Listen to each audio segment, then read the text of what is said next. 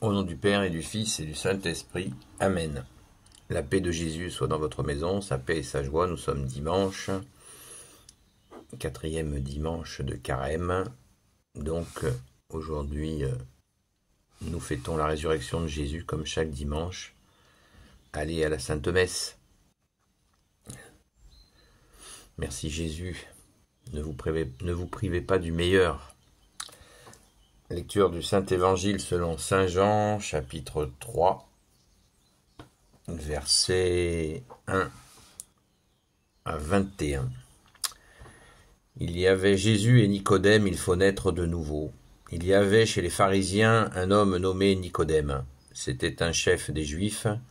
Il vint de nuit trouver Jésus et lui dit : « Maître, nous savons que tu es venu de Dieu pour enseigner, car personne ne peut faire des signes comme ceux que tu fais si Dieu n'est pas avec lui. » Jésus lui fit cette déclaration : « En vérité, je te le dis, celui qui n'est pas né d'en haut ne peut pas voir le royaume de Dieu. » Nicodème lui répondit : « Quand l'homme est vieux, peut-il renaître ? Qui retournera au sein de sa mère pour naître une seconde fois ? » Jésus dit alors : « En vérité, je te le dis, si l'on n'est pas né de l'eau et de l'esprit, on ne peut pas entrer dans le royaume de Dieu. Ce qui est né de la chair est chair, ce qui est né de l'esprit est esprit. Ne t'étonne pas si je te dis que vous devez naître d'en haut. Le vent souffle où il veut, et tu entends sa voix, mais tu ne sais pas d'où il vient ni où il va. C'est la même chose pour celui qui est né de l'esprit. » Nicodème lui dit : « Comment cela est-il possible ? » Jésus répliqua : « Tu es maître en Israël et tu ne sais pas cela. En vérité, je te le dis. Nous savons ce que nous disons et nous sommes témoins parce que nous avons vu. Mais vous ne recevez pas notre témoignage. Si vous ne croyez pas quand je vous parle des choses de la terre, comment croirez-vous lorsque je parlerai des choses du ciel ?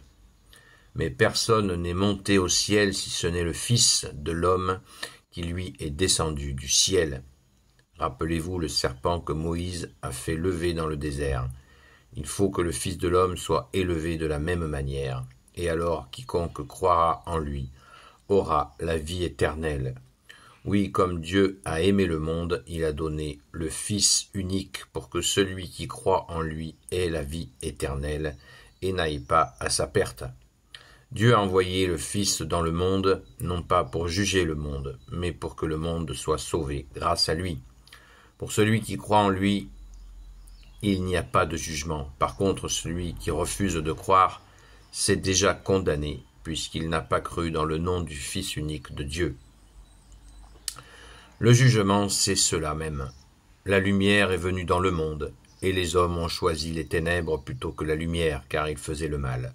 Celui qui fait le mal n'aime pas la lumière, et il ne vient pas à la lumière, car alors il deviendrait clair que ses œuvres sont mauvaises. Au contraire, celui qui fait la vérité vient à la lumière pour qu'on voit clairement que toutes ses œuvres ont été faites en Dieu. Merci Jésus pour ta parole. Immédiatement, ce qui saute aux yeux. Par contre, verset 18, pour celui qui croit en lui, il n'y a pas de jugement. Par contre, celui qui refuse de croire, c'est déjà condamné, puisqu'il n'a pas cru dans le nom du Fils unique de Dieu.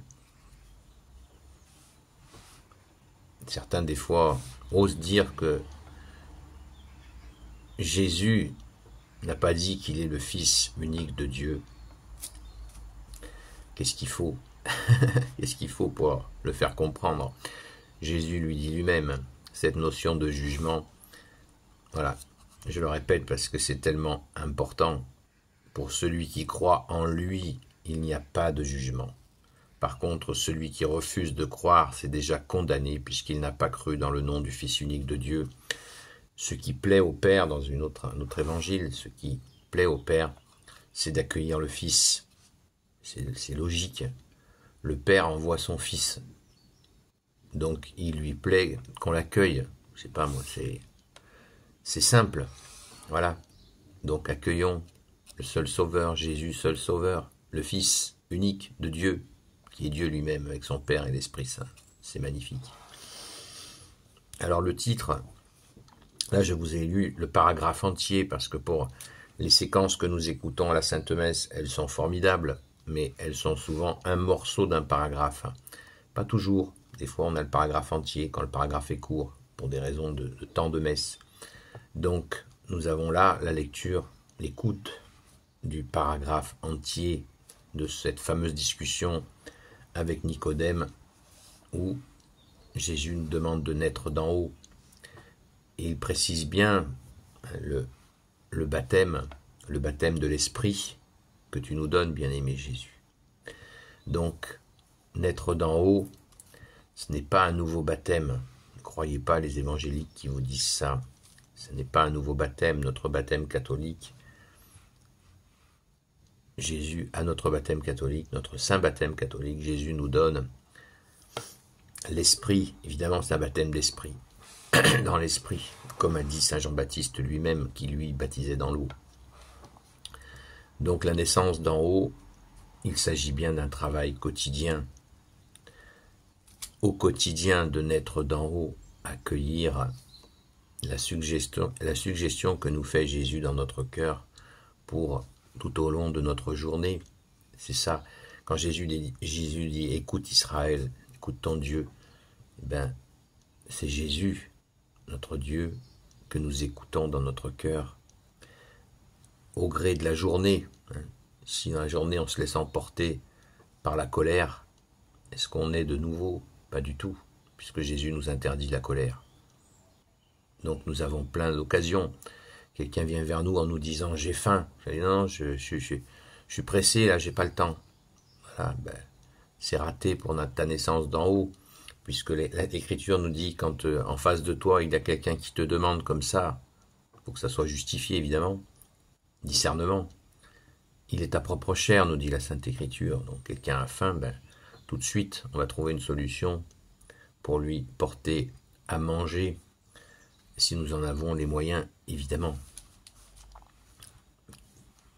C'est un bonheur de pouvoir aller chercher un casse-croûte à quelqu'un qui a faim. Merci Jésus. Donc la naissance d'en haut, c'est refuser ces moments où l'ennemi des âmes, le diable qui veut dire diviseur, va nous proposer ses coups tordus. Mais pour déjouer les coups tordus du démon, il faut écouter Jésus dans son cœur.